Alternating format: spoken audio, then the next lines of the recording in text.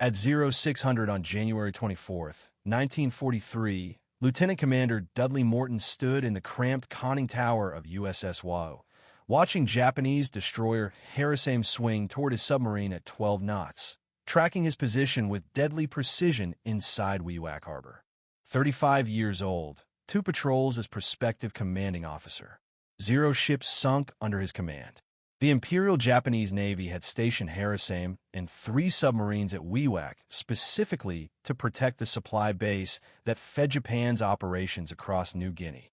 Until December 31, 1942, American submarines avoided close-range destroyer attacks. A destroyer could reach 35 knots. A submerged submarine struggled to make 9. Standard doctrine called for evasion, diving deep, rigging for silent running. Every submarine commander in the Pacific Fleet knew the numbers. Between December 1941 and December 1942, Japanese destroyers had depth-charged 23 American submarines. 15 survived, 8 didn't. Morton changed that doctrine before he even took command. On December 10th, during Wahoo's second patrol, he watched the previous captain, Lieutenant Commander Marvin Kennedy, refuse to attack a damaged convoy after 1 depth-charge run. 2 cargo ships, 1 destroyer. All 3 escaped. Morton and Executive Officer Richard O'Kane stood in the conning tower, watching opportunity sail away. Kennedy was 38 years old, experienced, cautious. Morton was 35, aggressive, furious. 3 weeks later, Morton relieved Kennedy as commanding officer. Before Wahoo departed Brisbane on January 16th for her 3rd patrol, Morton assembled the crew on deck. He told them Wahoo was expendable. They would take reasonable precautions, but their mission was to sink enemy shipping. Anyone who wanted a transfer could see the yeoman within 30 minutes. No negative words would be said about anyone who stayed behind. Morton gave the yeoman verbal authority to process transfers immediately.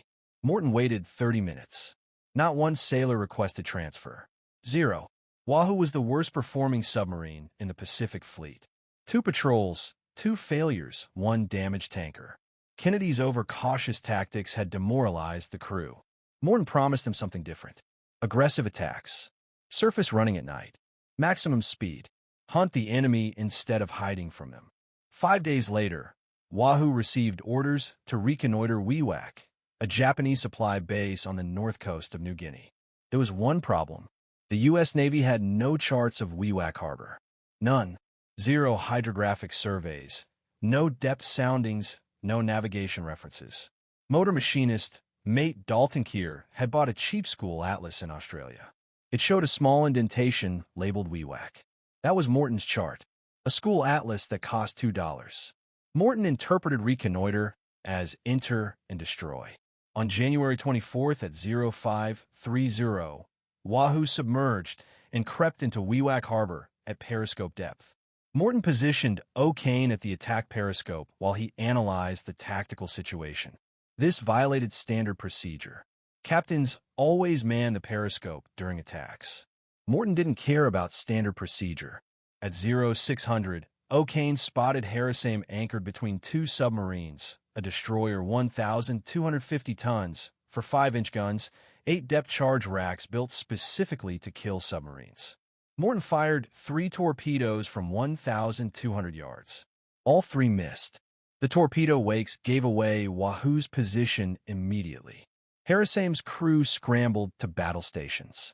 The destroyer's engines roared to life. If you want to see how Morton's down-the-throat attack turned out, please hit that like button. Every like tells YouTube to show this to more people. Please subscribe. Back to Morton. Morton watched Harusame accelerate toward Wahoo's position.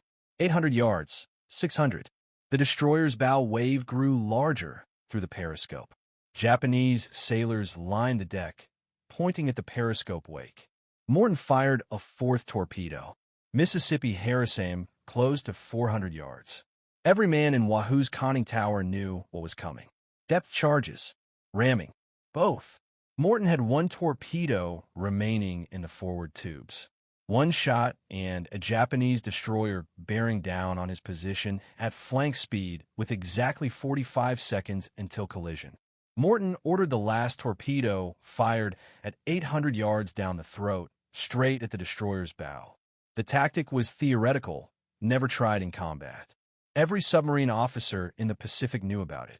Fire torpedoes directly at an attacking warship's bow, then dive beneath her keel before impact. If the torpedo missed, the destroyer would ram you or drop depth charges directly on your position. If you dove too late, same result.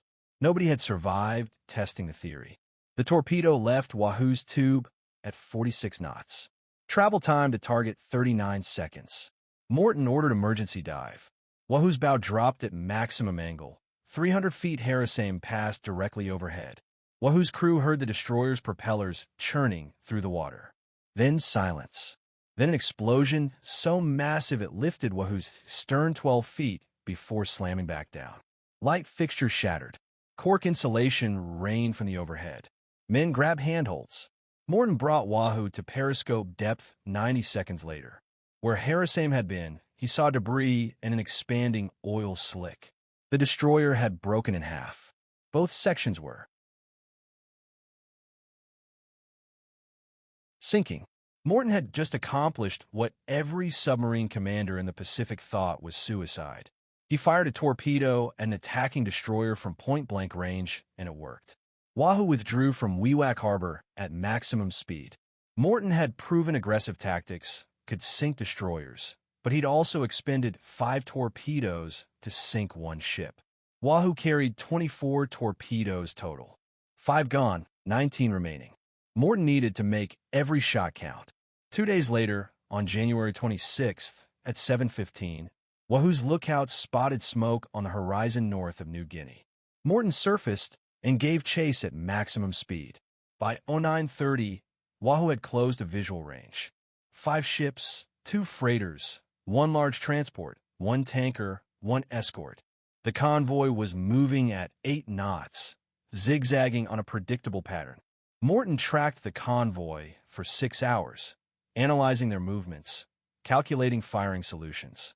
Standard doctrine called for submerged attacks. Fire torpedoes, dive deep, evade counterattack. Morton had a different plan. He would attack on the surface at night, close the range, fire multiple spreads, sink everything. At 1,500 hours, Morton submerged to attack position.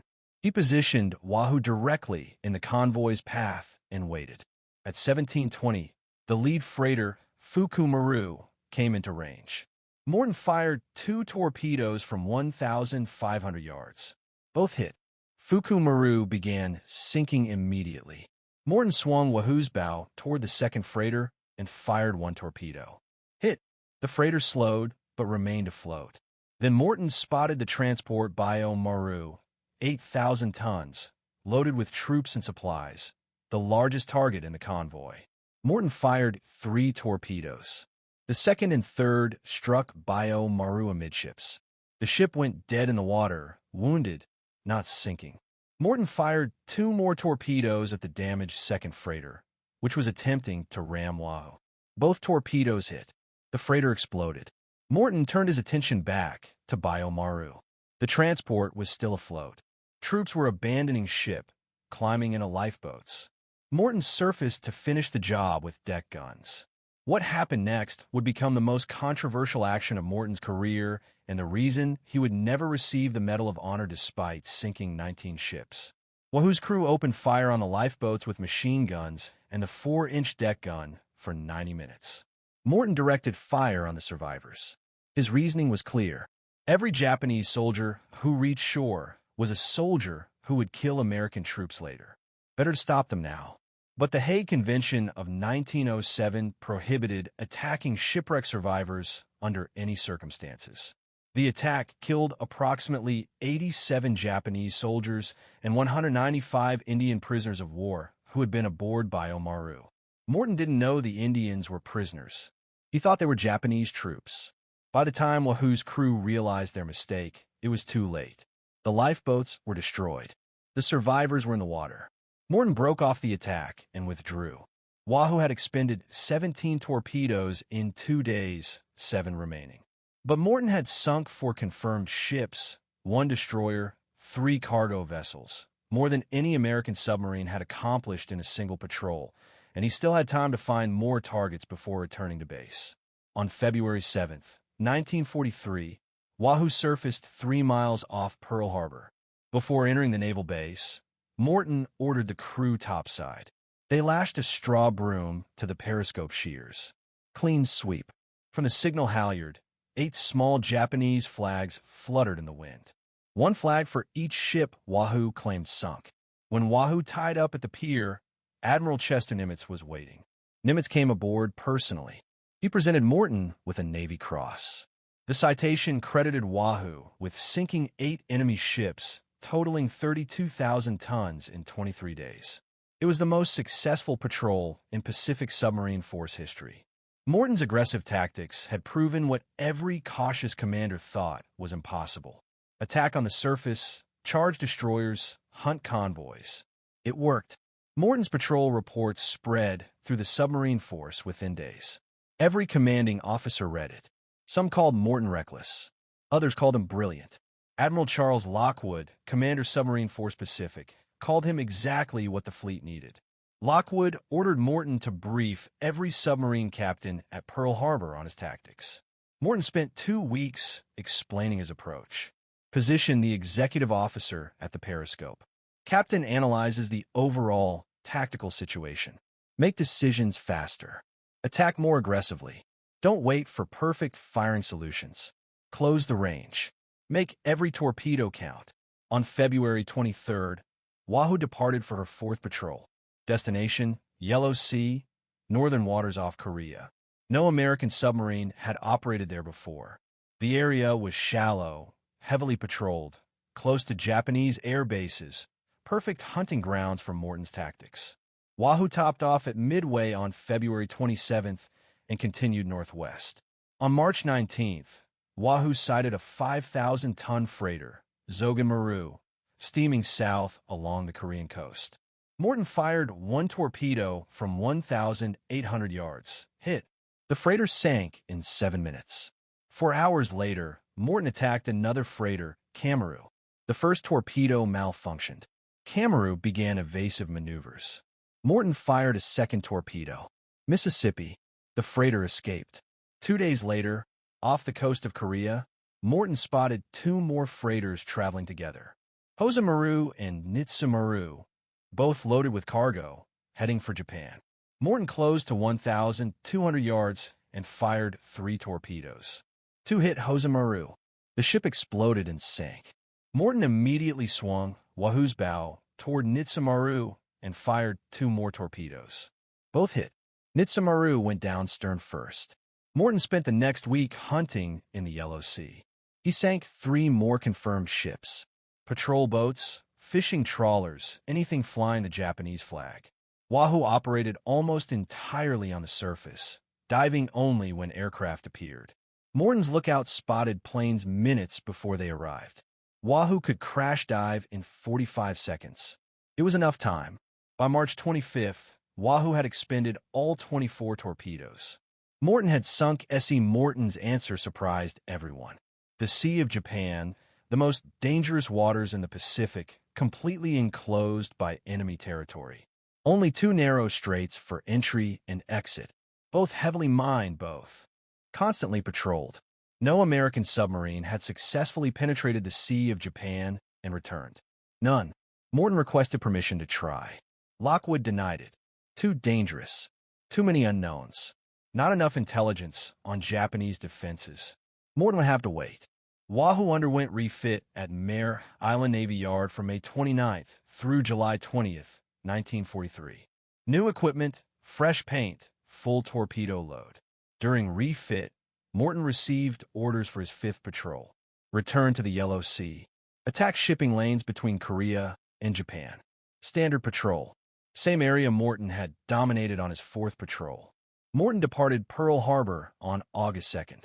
Wahoo topped off at Midway on August 5th and continued northwest. By August 9th, Wahoo had reached the patrol area. Morton spent 2 days searching for targets. Nothing. The Japanese had rerouted their convoys after Morton's previous devastation. Shipping lanes that once carried dozens of freighters per week were empty. On August 11th, Morton spotted a single cargo ship hugging the Korean coast. He closed to 800 yards and fired 2 torpedoes. Both hit. The ship sank. Morton continued hunting. For 8 days, he found nothing. Empty ocean, clear skies, 0 targets. The Japanese had learned they weren't sending ships through waters where Morton operated. On August 19th, Morton made a decision that would define the rest of his career. He radioed Admiral Lockwood with a request: permission to enter the Sea of Japan through La Parao Strait. Lockwood's reply came back within hours. Permission granted. Proceed with extreme caution. Report position daily. Good hunting. Morton brought Wahoo to the surface and turned north. La Parao Strait separated the northern tip of Japan's Hokkaido Island from Russia's Sakhalin Island. The strait was 25 miles wide at its narrowest point. Japanese patrol boats covered it constantly. Minefields blocked the most direct routes.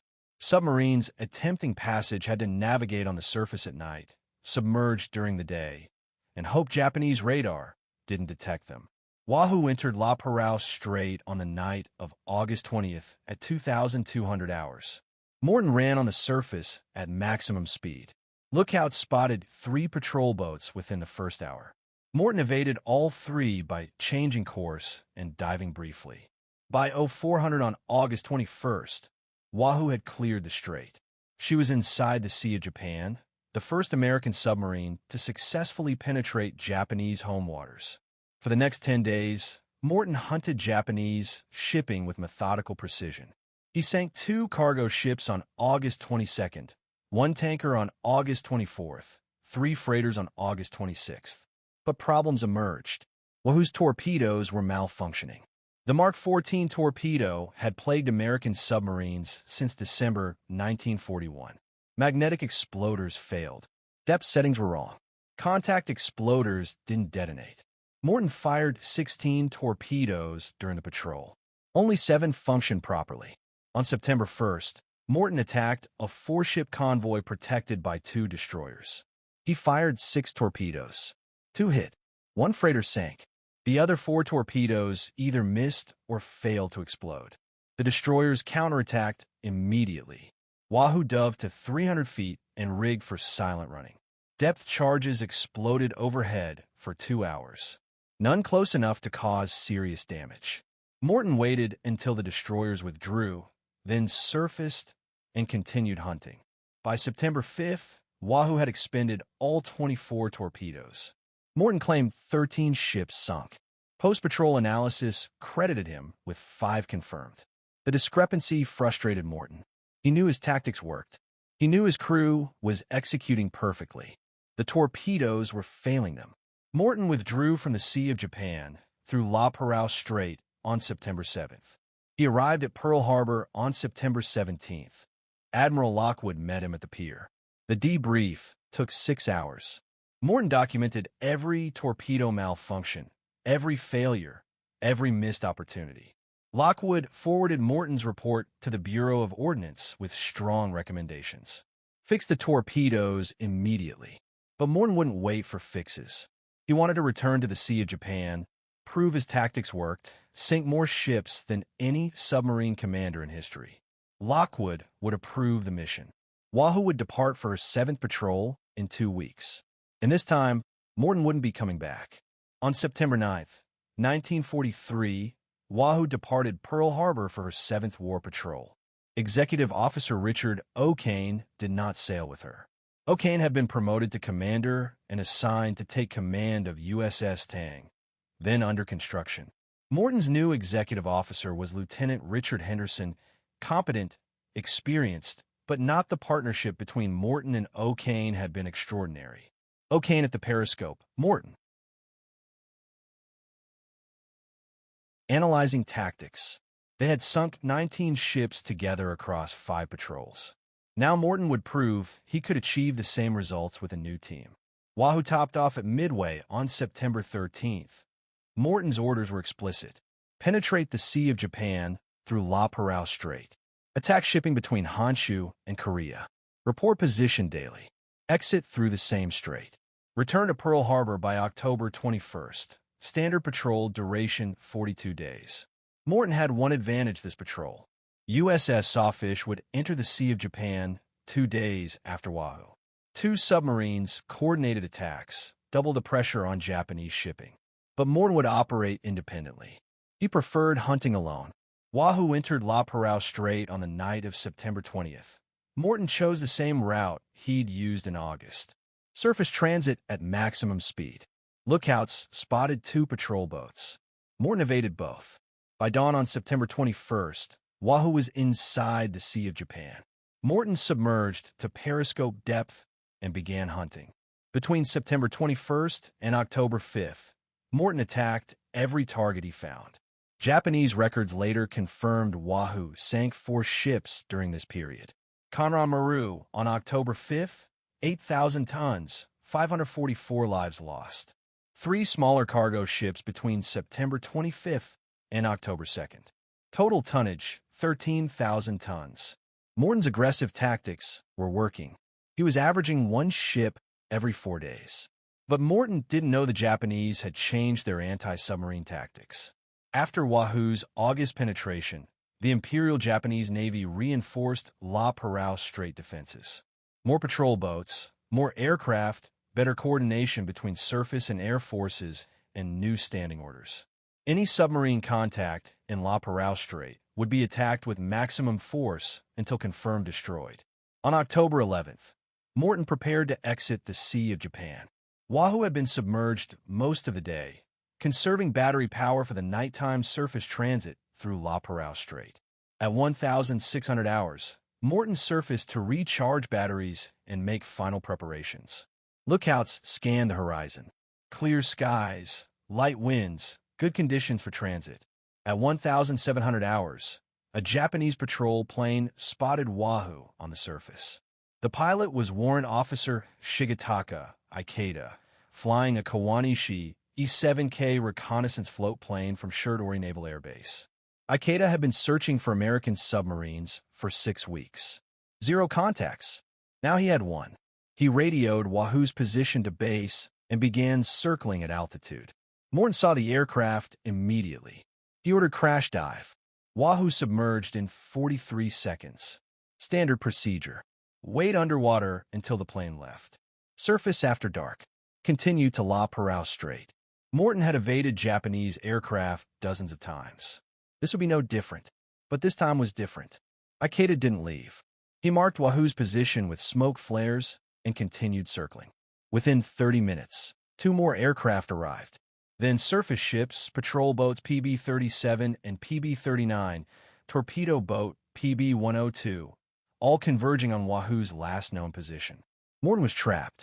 7 hours of daylight remaining, multiple aircraft overhead, 3 surface ships hunting him, and he needed a surface within the next 4 hours to recharge batteries for the nighttime transit through La Parao Strait. The hunt had begun, and this time Morton was the prey.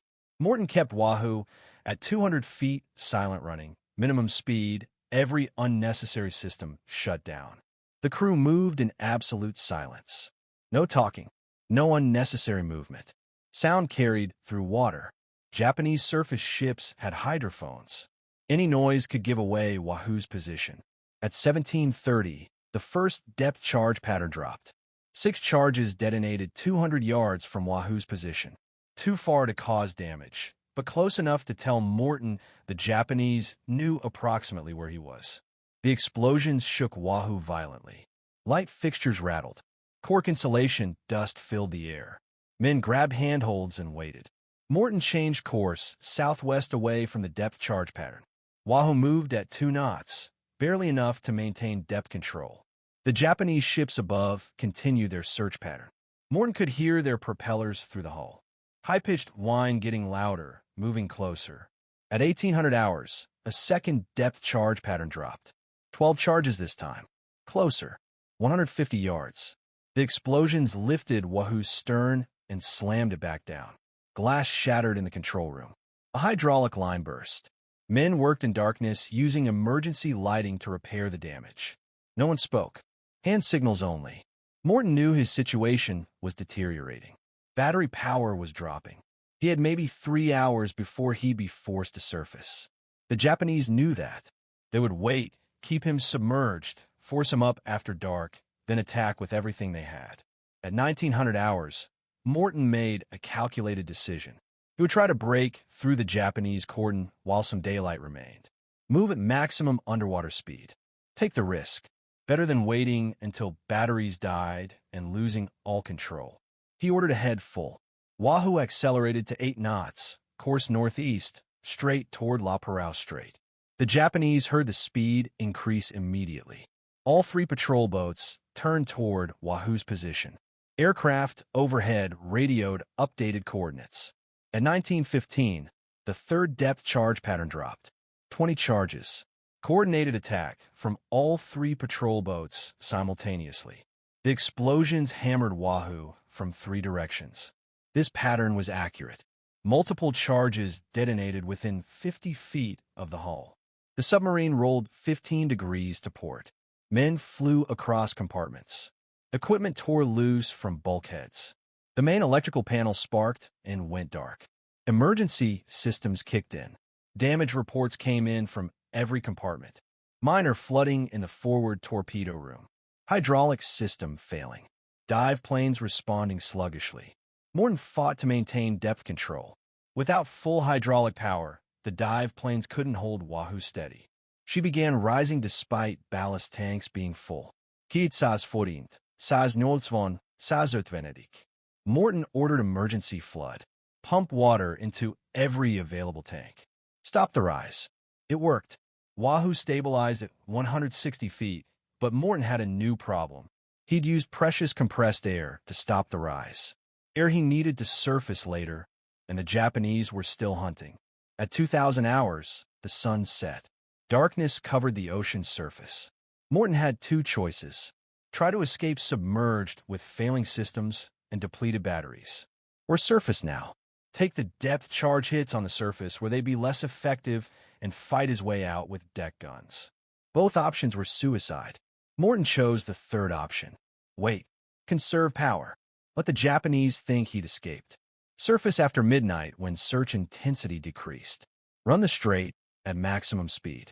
Wahoo had done it before. She could do it again.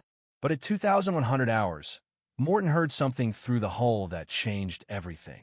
More propellers, more ships arriving. The Japanese weren't giving up. They were reinforcing. Morton was out of time, out of options, and 79 men were depending on him to make the right decision. Morton waited until 2300 hours. Battery power was critical, less than 20% remaining, enough for 1 more hour submerged. After that, Wahoo would have to surface regardless of what waited above. Morton made his decision. Surface at midnight. Run the strait at flank speed. Fight through whatever forces the Japanese had positioned. At 23:45, Morton brought Wahoo to periscope depth. He scanned the surface. 3 patrol boats, 2 to the north, 1 to the south. All 3 moving in search patterns. Aircraft were gone. Too dark for effective patrol. Morton had a narrow window, maybe 30 minutes. At midnight exactly, Wahoo surfaced. Diesels roared to life. Battery recharge began immediately. Lookout scrambled topside. Morton set course northeast. Flank speed, 21 knots. La Parao Strait was 15 miles away. 43 minutes at maximum speed. If the Japanese didn't detect them, the patrol boats detected them within 6 minutes. Searchlights snapped on. 1 patrol boat turned to intercept. Morton ordered the deck gun manned. Wahoo's 4-inch gun crew scrambled topside. Range to patrol boat 3,000 yards, closing fast. The patrol boat opened fire first. 25 millimeters cannon. Tracers arced across the water. Most fell short. Morton's gun crew returned fire. The first round missed. Second round hit. The patrol boat's searchlight exploded. Third round struck the wheelhouse. The patrol boat slowed and turned away, trailing smoke, but the other 2 patrol boats were closing and something else. Morton's radar operator reported aircraft inbound. Multiple contacts 5 miles out. The Japanese had scrambled night-capable aircraft from Shiratori Naval Air Base. Morton calculated the numbers. Aircraft would arrive in 4 minutes. Patrol boats would intercept in 8. Wahoo needed 10 minutes to reach the safety of deeper water outside the strait. Morton pushed Wahoo's diesels to emergency power, 22 knots. The engine screamed. Black smoke poured from the exhausts, but the speed wasn't enough. At 0007 on October 11th, the first aircraft arrived overhead, a Kawanishi E-7K, the same type that had spotted Wahoo 9 hours earlier. The pilot, Sergeant Kazuo Takatsuka, had orders to attack any submarine on the surface. He armed 3 Type 97 depth bombs, each weighing 60 kilograms, designed to explode on contact with water, effective against surface submarines. Takatsuka positioned his aircraft directly over Wahoo's course in Dove. Morton saw the aircraft diving. He ordered crash dive, but Wahoo needed 90 seconds to submerge from flank speed. Vents had to open. Ballast tanks had to flood. The submarine had to slow down first. Too many steps, not enough time. Takatsuka released his bombs at 300-foot altitude. All 3 fell in a tight pattern. The first bomb struck the water 30 feet ahead of Wahoo's bow. The second struck 10 feet to port. The third hit directly on the forward deck near the conning tower. The explosion poured through Wahoo's pressure hull. Water flooded the forward torpedo room instantly. The bulkhead between the torpedo room and forward battery compartment failed. Seawater hit the battery cells. Chlorine gas erupted. Men in the forward compartments died within seconds, either from the explosion, the flooding, or the gas. Morton ordered emergency surface. Below all ballast. Get the bow up. Save whoever could be saved. But the compressed air system had been damaged in the explosion. Only partial pressure remained. Not enough to overcome the flooding forward. Wahoo's bow dropped. 30 degrees down angle. 40. The submarine was going down bow first, and there was nothing Morton could do to stop it. At 0015 on October 11th, 1943, Wahoo passed through 200 feet.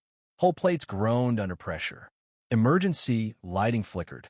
Men in the after compartments felt the submarine tilting further downward. They knew what was coming. Everyone did. At 300 feet, the forward compartments imploded. The pressure hull collapsed like a crushed tin can. Bulkheads failed in sequence.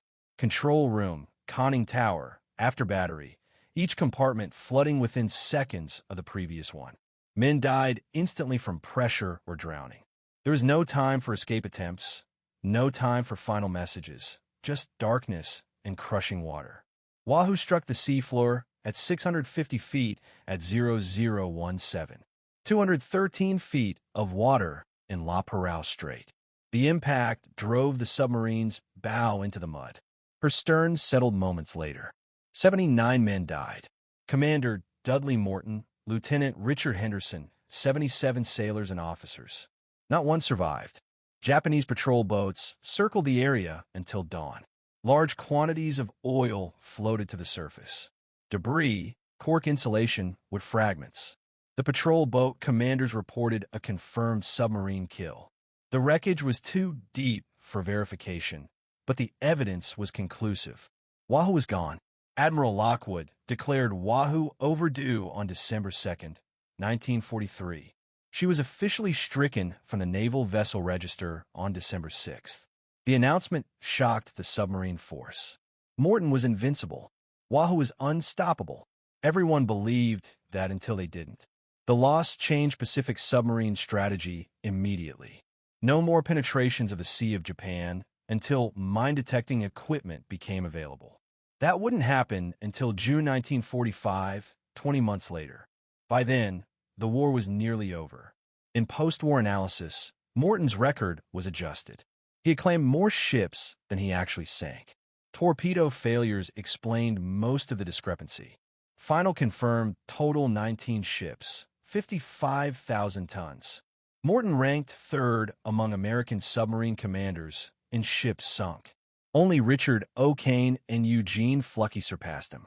Both men learned their tactics from Morton. Morton received 4 Navy Crosses. The 4th was awarded posthumously. Admiral Lockwood later wrote that Morton's aggressive tactics revolutionized submarine warfare. First to penetrate an enemy harbor. First to successfully use the down-the-throat shot. First to wipe out an entire convoy single-handed. Morton accomplished in 10 months what took other commanders entire careers. In 1960, Admiral Lockwood wrote the foreword for a book about Wahoo. He described Morton as a natural leader and born daredevil. He wrote that when a man like Morton commanded a submarine, the result could only be a fighting ship of the highest order with officers and men who would follow their skipper to the gates of hell. And they did. In 2005, Russian divers discovered Wahoo's wreck in La Perouse Strait. The U.S. Navy confirmed the identification in October 2006. The submarine sits upright on the seafloor. Her conning tower shows damage consistent with aerial bombing. The wreck is a protected war grave. No salvage operations are permitted. Morton was declared legally deceased on January 7, 1946. The destroyer, USS Morton, was named in his honor. His decorations included 4 Navy crosses and the Army Distinguished Service Cross. He never received the Medal of Honor. Some historians believe the Bayou Maru incident prevented that recognition. But Morton's legacy transcends medals. He proved submarines could hunt aggressively, attack on the surface, charge destroyers. His tactics became standard doctrine. Every submarine commander who followed studied Morton's patrols. They learned from his successes and his final mistake. If this story moved you the way it moved us, do me a favor, hit that like button. Every single like tells YouTube to show this story to more people. Hit subscribe and turn on notifications. We're rescuing forgotten stories from dusty archives every single day. Stories about submariners who changed naval warfare with aggressive tactics and courage. Real people, real heroism. Drop a comment right now and tell us where you're watching from. Are you watching from the United States, United Kingdom, Canada, Australia? Our community stretches across the entire world. You're not just a viewer. You're part of keeping these memories alive. Tell us your location. Tell us if someone in your family served. Just let us know you're here. Thank you for watching, and thank you for making sure Commander Dudley Morton and the 79 men of USS Wahoo don't disappear into silence. These men deserve to be remembered, and you're helping make that